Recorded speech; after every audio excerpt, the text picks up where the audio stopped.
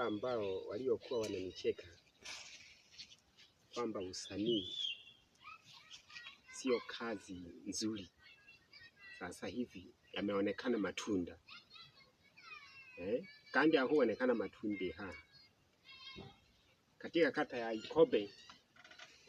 Kata Ikobe nalongozaga kama msanii. Ina maana watu wananipenda kweli katika kata ya Ikobe.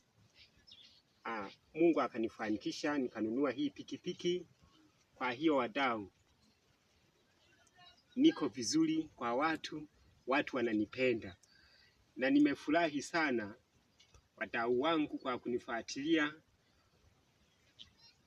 Wale walio ni like, wanao ni follow, ninawashukuru sana. Mimi kama mwana comedy mwenzao nawapa hongera kwa kweli. Mungu awambirije sana kwa sababu comedy jimwe hejire nina umaarufu. Kwa hiyo kama mnavyoniona mimi ni msanii na natoa nyimbo. Kwa mfano natoa nyimbo ya Samia Suluhu.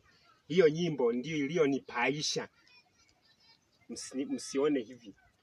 Imenipaisha, yani ile nimekuwa maarufu kwa usanii. Kwa hiyo hivyo tu.